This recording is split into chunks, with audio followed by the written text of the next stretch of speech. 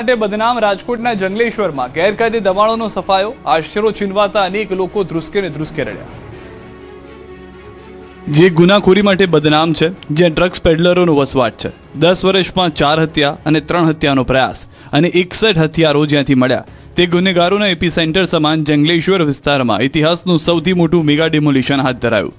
64થી વધુ JCB, 7 Hitachi, 38 gas cutter, 90 tractor, 50 tractor breaker, 14 dumper, 260થી વધુ મશીનો અને હજારો મજૂરો સાથે 2500 પોલીસ જવાનો અને પોલીસના ધાડે ઉતારી રાજકોટના જંગલેશ્વર વિસ્તારમાં સવારથી જ મહા ડિમોલિશન અભિયાન શરૂ કરાયું. સાંજ સુધીમાં તો પોણા ભાગના જંગલેશ્વરનો સફાયો કરી નાખવામાં આવ્યો. 1489થી વધુ ગેરકાયદે મિલકતો પર બુલડોઝર વહેલી સવારથી હથોડો ચલાવવામાં આવ્યો. 7 ઝોનમાં ચાલતી કામગીરી દરમિયાન અનેક મકાનોને કડડફૂસ કરી જમીનદોસ્ત કરાયા. ચુસ્ત પોલીસ બંદોબસ્ત વચ્ચે સમગ્ર વિસ્તારમાં બુલડોઝર ધણધણતા જાણે આખો વિસ્તાર ખંડેરમાં પરિવર્તિત થઈ ગયો હોય તેવા દ્રશ્યો સામે આવ્યા. જ્યાં જ્યાં નજર કરો ત્યાં કાટમાળના ઢગલા અને જમીનદોસ્ત થયેલા આશિયાના જોવા મળ્યા. ગીચ કહેવાતો વિસ્તાર ખુલ્લો લાગવા લાગ્યો. આ કામગીરી દરમિયાન કોઈ અનિચ્છનીય બનાવ ન બને તે માટે મહાનગરપાલિકા દ્વારા વિશેષ કંટ્રોલ રૂમ દ્વારા કામગીરીનું સતત મોનિટરિંગ કરવામાં આવી રહ્યું છે.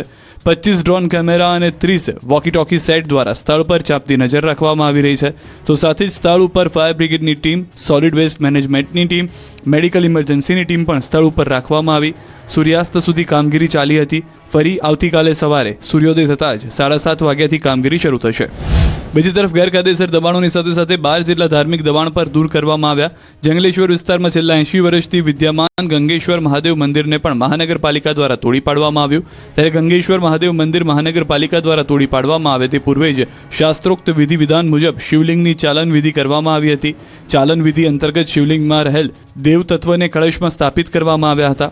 ઐતિહાસિક ડિમોલિશન વચ્ચે કેટલાક લાગણીસભર અને હૃદયદ્રાવક દ્રશ્યો પણ જોવા મળ્યા.